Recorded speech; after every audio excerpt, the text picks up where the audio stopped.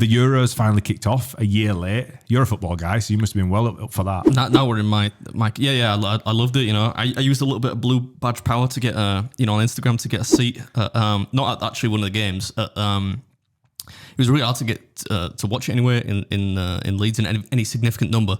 But I got in. They had this thing at the top of the Merrion Centre car park. Oh yeah, I forget what it's called. I would plug you, but I've forgotten your name. I couldn't get in anywhere. I was like, oh look, can I book a table? I'll pay you anything. I'll pay you like a couple $100 to get there because I wanted to, when you're not seeing your mates for a while and like. For most people that like football, that's the Euros of that time when everyone gets together, forget the kids, forget the dog and everything, and I managed to get a seat for the final, which we inevitably lost. But it was cool. Yeah. Well, yeah. I mean, speaking of the final, so we obviously hosted the final. We were still technically in some sort of like restricted movements at the time. Do you remember? I'm sure there was some sort of controversy around. I think they still had the traffic light system for international travel, but I think there wasn't really anything in terms of... Apart from everybody got to come over, like there were like exemptions for that, weren't there? Like anybody could come to watch the finals at Wembley, yeah. I lose track of them all. But yeah, we lost on pens.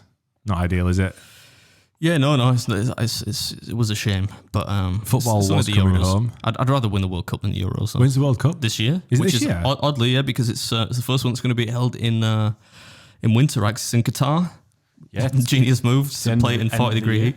End of the year, not a summer World Cup this year. But. It's going to be it starts second week in November, I think, which would be weird because it'd be kind of like the lead up to Christmas, and you're watching international football. But I think that'd be kind of cool in a way for it to be. I suppose so, yeah. It'd be weird, but they're having the break in the middle of the season, right?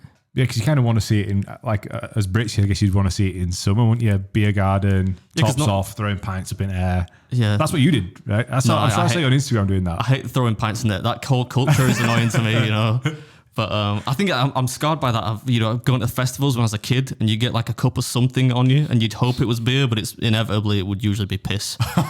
But yeah, no, I don't throw my beer. Beer's precious, man. It is. I saw you sinking on our Christmas do. You were sinking away some mulled wines as well, weren't you? Yeah, you can dabble in that, can't you? Yeah, I love a little bit of mulled wine. Yeah, we went to a place at Christmas. We went for tapenaki, and we went to what was the first place that we drank? Downstairs in that little like. Assembly Underground, which used to be one of my favourite haunts as a kid, or when I was in my early 20s. It used to be called Carpe Diem. Right, yeah. It's now called Assembly Underground. That's what tattoo you've got on your back, isn't it? Carpe Diem. Yeah, totally. Yeah. It's on your lower back like a tramp stamp.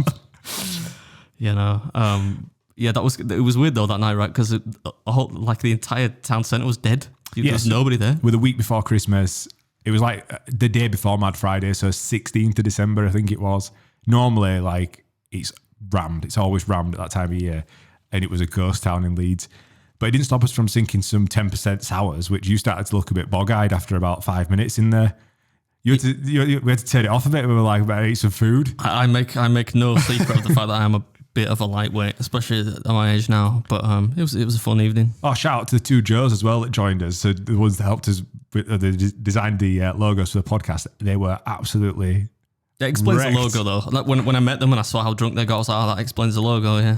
Mike, you missed it, man. Joe Murray, I know you've been watching and listening. He was paralytic drunk. You're talking like, falling off his seat, falling asleep at his pint. He was that pissed. Oh yeah, he was. Yeah, it's never good, is it? Never good on the Christmas night out, that. No. Yeah, he was in a bad way. Did he get home? Yeah, I think he's all right. I've heard from him since. He survived that chaos. Anyway, so we're still in summer here. We're talking about winter. We're still in summer. One thing that did happen in June, July. So I don't want to get political. I feel like you're approaching a sensitive topic. You've got that look in your eye. It's going to be sensitive. But I think it was July, Matt Hancock, unfortunately, quit as health secretary after being caught necking his aide. What an absolute fucking sleazeball. Like, I know. I hated him on telly. Every time I had to see his face on telly and then it comes out that he's actually gone against every fucking rule that he told us to do. I'm so like, he should have been fired, send him down the street, but no, he got to quit. So what an awful human being. But that happened in July. Yeah. Would you like to pass comment? No, I did. I tweeted Matt Hancock not long ago to ask him if he wanted some help. He was talking about introducing a bunch of stupid legislation for in the fight against childhood obesity. I said, Matt, this is naff, mate, but if you want me to teach a free syllabus for you, I'll go around the country to schools. You know, I'm a personable bloke. I don't like kids that much, but, you know, I'll give I'll put the effort in. He didn't reply, but I was willing to just do a bit of a roadshow, you know? Yeah.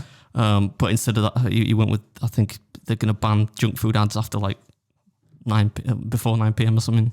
I don't know what classifies as junk food. There's no such thing. But yeah, I can't think of anyone. There are very few people I can think of in the cabinet who look less healthy than Matt Hancock. So the fact that he was health secretary was a bit of an odd choice. But Boris is number one. He looks the most unhealthy, doesn't he? Like, let's be honest. I just want him to fucking comb his hair with anything but a balloon. Like, what the fuck is with that, man? Balloon. Like, combs aren't expensive. That's funny. Anyway, let's get off politics because people get sensitive. I would absolutely love to see him with just like a really tight short back and sides and just like, you know, a really tidy haircut. I wonder what he would look like. Let's kidnap him. I'll just I'll shave the sides, gel it up into a mohawk, put like a, I don't know, the Clash. No, that's not a very punk band. They are punk, but I was trying to think of like some really anti-establishment bands. Would they do called like Johnny Rotten at some point? We could put a Sex Pistols t-shirt on it. Yeah. I think that'd work. Anyway, we won't talk anymore about Matt fucking Hancock, but it went to August, sort of September time. We had the Olympics. Did we? The fuck? When did that happen? That must have snuck under the rug. I don't really watch track and field shit anyway. Skateboarding was in the Olympics, and we had the youngest ever. So Sky Brown was the youngest ever medalist for Great Britain at 13 years old. Did you see that? What did they get? What medal did they get? Not the bronze. She got a bronze medal. 13. 13 years old. Well, maybe we get. I was going to say maybe we could get her on the podcast, but that might be a bit. We probably need parental consent. Right? She's way above us, man. She would no chance of getting her. Come on. No, I don't think so. Is skateboarding that popular? I mean, I know Tony Hawk made it popular, right? But I mean, no, if it's fair cop, I mean, that's really at the age of 13. If you're competing at an elite level at whatever it is, I don't care if it's tiddlywinks. If you're winning bronze at the Olympics. She seems super cool as well. I've seen her doing a few interviews since the Olympics, and she's like trying to spread the message about skateboarding and sports and sort of being an athlete and obviously being a young Olympian. So she's actually, is this Mrs. Beard? Yeah. Right. I don't know. She says she probably has, but don't go any further is basically the gist of her message. she loves Jennifer Aniston so much. So we can confirm. I don't want to. I mean, she's had a bit of, you know, Botox. Like, who cares? It's Hollywood, man. She looks well. Yeah. But anyway, we're talking about I interrupted you. About the Olympics. Olympian. This has been all over the fucking place. You can tell we've had a break. Jesus. Yeah, we're talking about the 13-year-old skateboarding bronze medalist. She's been going around in a bunch of interviews, and she seems like really inspirational for young people. So I think it's pretty cool that we have such a young athlete. The skateboard is not a sport, though. Just to yeah, there's no chance he's coming on now, is there? I think we ended up like fourth in the medal table. So is that right? Can you confirm that, Mike? Can you just have a look? We got fourth place. Yes, but you obviously didn't watch it. I'm very familiar with fourth place. I used to come at fourth place a lot in my eating contests, you know, just outside the real elite places.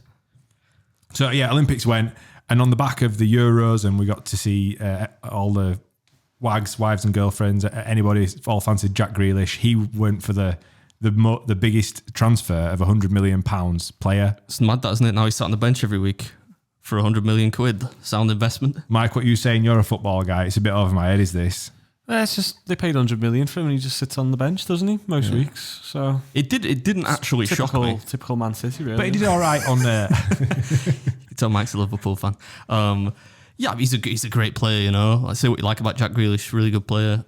He's got fantastically defined, quite muscular calves as well. I don't know why I said that. But I just think maybe it was a bit of a weird signing for me, purely because Man City teams are typically drilled as a team unit, and I think Jack Grealish is a bit more of an individualist player, but like I hark back to your Gascoignes and stuff like that. And you pay a premium for people who are young and could potentially get way better than they are. So it's a bit odd that he went there, but I mean, I'm sure he's not that bothered. He's out every night with Phil Foden, isn't he? Like getting drunk and shit. So Josh, just to correct your, he was the most expensive bought by a Premier League club, but the most expensive transfer was Neymar to PSG. For how much? 220 million euros. I didn't know that. Is that what like apparently that's what it says on the internet? So I remember there being like a weird thing about add-ons and stuff. So maybe he's like if, so it's like a phone contract. No, but they aren't often like football contracts either. They're not often as simple as I will pay you X amount of money for this player. It's like based on like previous. It could be previous clubs they played for and performance when they're at the club and weird stuff like that. Right. Okay. But I didn't know it was 200 million. That's crazy. That's some money. Some money in the game, isn't there? 200 million quid, yeah, to do a couple of rainbow flicks over someone's head.